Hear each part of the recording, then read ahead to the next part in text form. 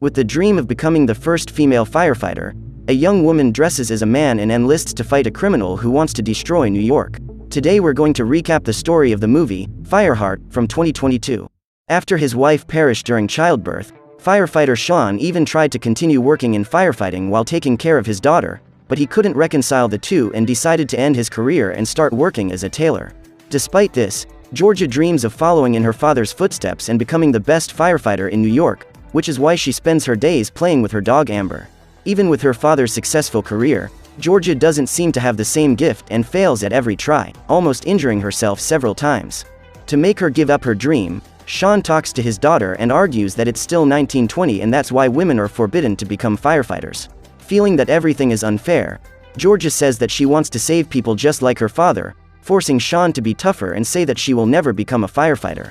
Determined to prove him wrong, Georgia waits for her father to go to sleep and goes to the top of the building to improvise a training camp. 10 years later, a group of firefighters responds to a fire in a theater and approaches the auditorium, noticing a curtain of colored smoke and strange music in the background.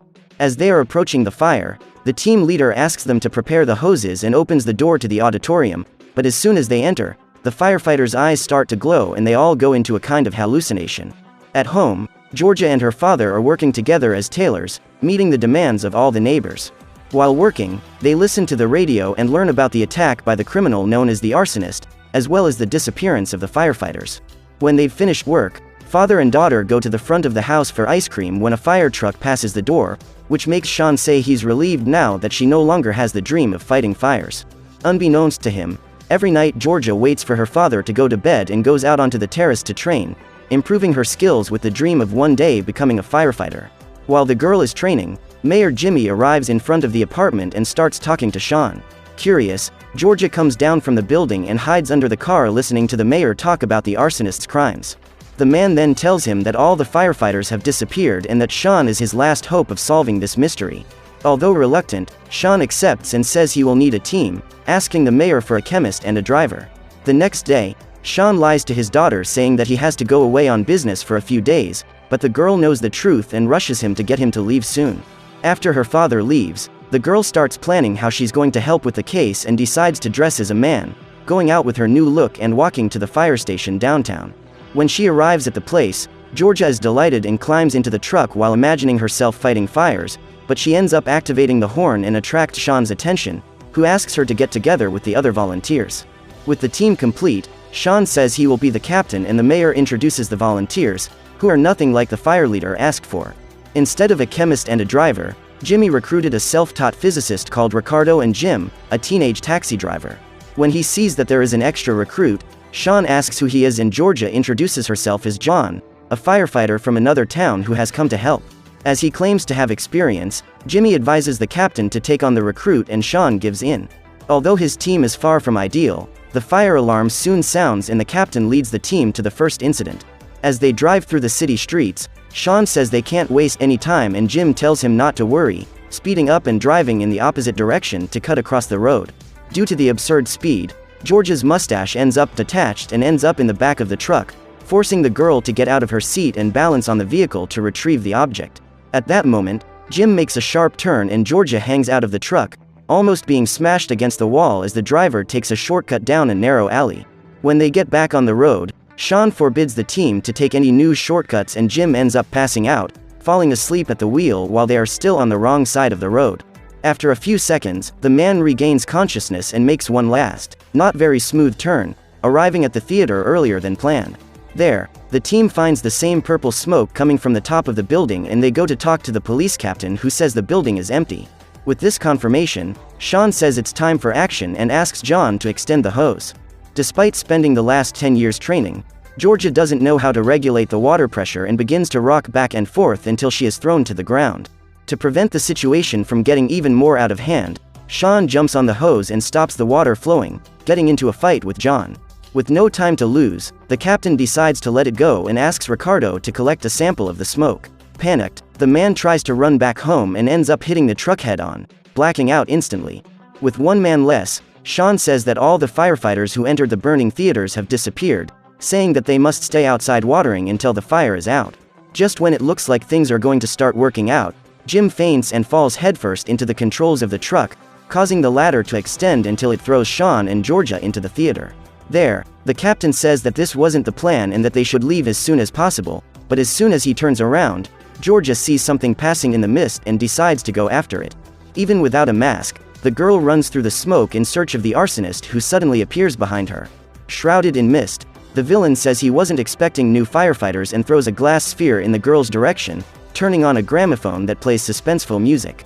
At that moment, Sean appears and manages to fend off the arsonist, then runs for the exit. Even though she's out of breath, Georgia picks up the glass sphere on the floor and only then looks for the exit, which makes Sean even angrier. After all the confusion, he goes to talk to the team and asks why Jim fell asleep, discovering that he faints every time his emotions get the better of him. Despite this, Sean is even more upset with John, who lied about having experience, saying that he no longer wants him as a member of the team. At that moment, the police captain appears and says that the fire has already been extinguished, saying that the firefighters are free to go in and carry out an investigation. Upset, Georgia goes after her father and apologizes for lying, saying that being a firefighter has always been her dream and promising not to let him down again. Even though he's upset, Sean decides to forgive the newcomer and invites him to investigate the theater. On stage, the two realize that everything has been burned, but that for some reason, the objects retain their original shape, despite turning to dust quite easily. Analyzing the environment, Georgia finds the point of impact and realizes that the fire was started from the stage, implying that the arsonist sees himself as an artist.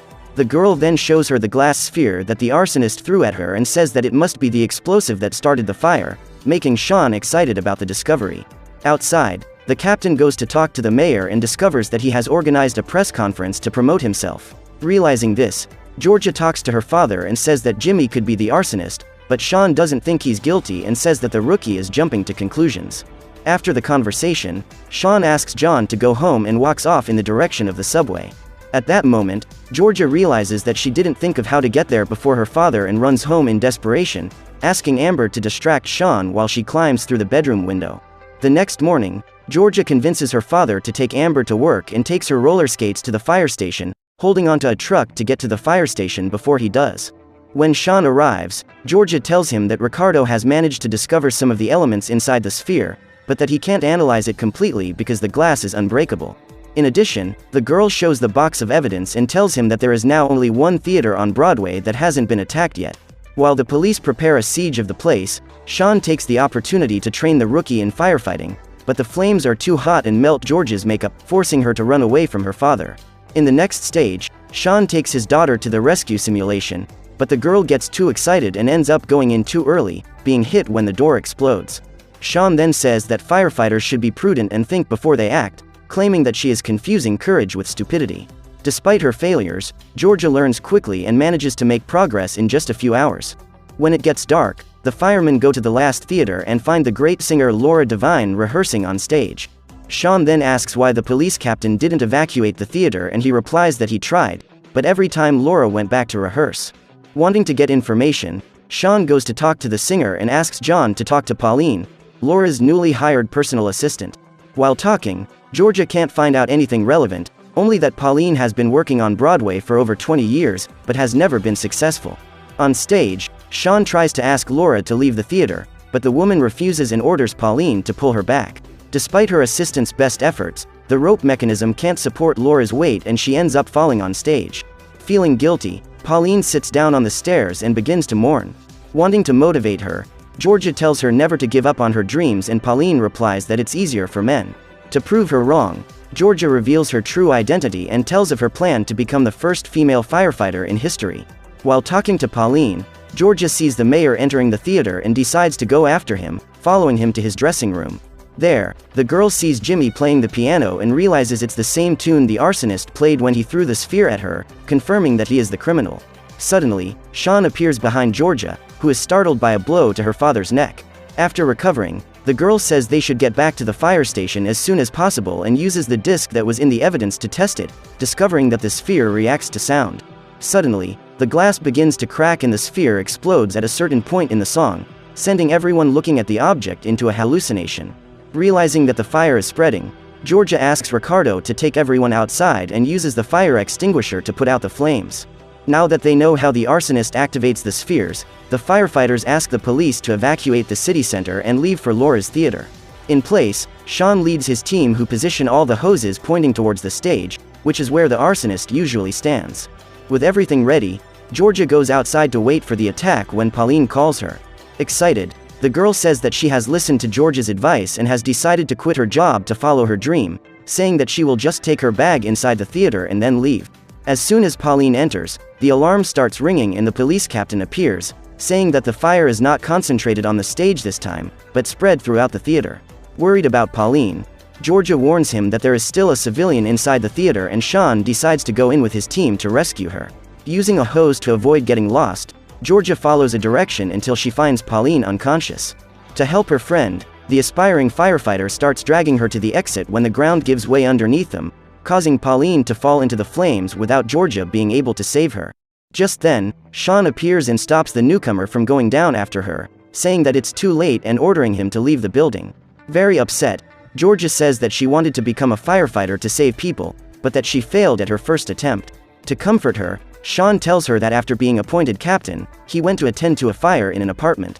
With a couple trapped inside the building, Sean and his team cut through the walls and try to rescue them, but despite their efforts, the mission failed. Despite being devastated, Sean says that he needed to get over it for his daughter and that real firefighters need to accept that bad things happen. As soon as he finishes the story, Jimmy walks in and congratulates Sean on saving the auditorium. Confused, Georgia says that a life has been lost and that the arsonist is still at large, but the mayor ignores this and says that he will pass the investigation on to the police, as well as stating that there are no more theaters for the criminal to burn down. Sean then says that he can't do that and that they need to find the missing firefighters, but Jimmy insists that the police will take care of it. After the mayor leaves, the two agree that his attitude was suspicious and decide to follow him, catching the moment he enters the dressing room. Wanting to find out what he's up to, the two try to break down the door and fail miserably. Determined to get inside, Sean pulls away to make another attempt, but Jimmy hears him approaching and opens the door, causing the fireman to go straight through and collide with Laura. As a result of the impact, the two discover a secret passage in the ground and roll down a flight of stairs until they reach the subway. Following the two, Georgia arrives in the tunnel and accuses the mayor of being the arsonist, arguing that he was always in the theater. Laura then reveals that she and the mayor are engaged and that's why he always hangs around. While the humans are talking, Amber finds a fireman's hat and warns Sean, who suspects that the firefighting team is there. Following the tracks, father and daughter arrive at a door at the end of the line, discovering the arsonist's laboratory. Investigating the place, Georgia discovers that the criminal has been rejected from every theater on Broadway and has a PhD in chemistry. Looking for more clues, Georgia finds a pamphlet talking about the arsonist's real final plan: an explosion from the top of the Chrysler Building, a new skyscraper being built in the city. While they read the flyer, Amber finds the fireman just below and Sean celebrates with John, saying how proud he is of him. Seizing the opportunity, Georgia removes her disguise and reveals her true identity, hoping that her father will be proud of her too. Despite this, Sean doesn't seem happy at all and feels as if he has been tricked, refusing to allow his daughter to continue working in firefighting. Confused, Georgia asks why and says that she drew her blood as a firefighter, but Sean denies it, revealing that he is not her father. Out of options, the man reveals that the couple he couldn't save were Georgia's real parents. Despite not rescuing them, Sean managed to get the couple's daughter back, promising that he would protect the girl with his own life. The man then tells her that if she becomes a firefighter, she will be taking many risks and he will no longer be able to keep his promise. While Georgia is processing the information, the arsonist throws a bomb between the two of them and manages to hypnotize Sean. After the explosion, the criminal approaches and attacks Amber, revealing himself to be Pauline, who faked her own elimination. With Georgia on the ground, the villain tells her that the two are enemies of society and says that they should burn down the city together, inviting the aspiring firefighter. Obviously, Georgia refuses and Pauline activates a cloud of toxic smoke that begins to cover Sean, leaving soon after. To save him, Georgia runs to the laboratory and tries to break down the door, but it doesn't work and she has the idea of removing the pipe at the top.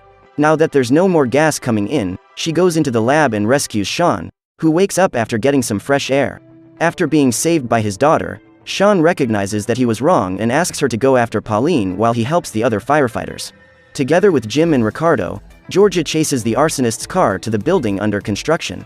When she arrives at the place, Pauline takes the freight elevator and Georgia jumps after her, hanging onto a rope until she reaches the top. On the top floor of the building, Pauline unloads all her bombs into a gas pipe and turns the valve until it pressurizes. With her keyboard, the woman uses a hook to get to the top of the beams while Georgia climbs trying to get out of the elevator. Just then, Sean arrives and realizes where Georgia is, but as there is only one elevator in the building and the stairs have not yet been finished, he has no way of getting up there to help.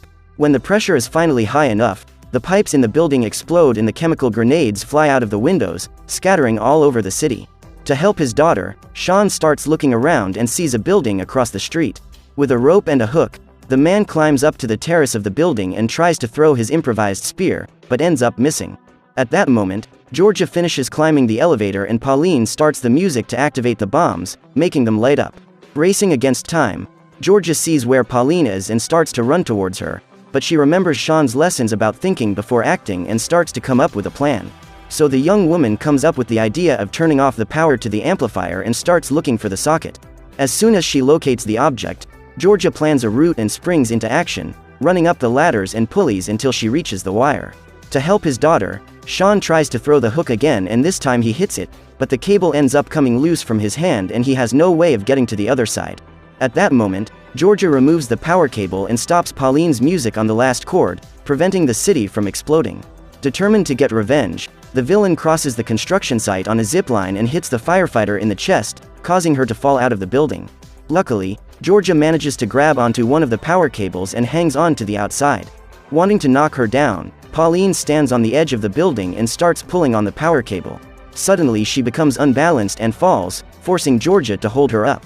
With the two about to slip, Jim reaches Sean with a cab and together they jump to the other building, managing to pull the two girls out before it's too late.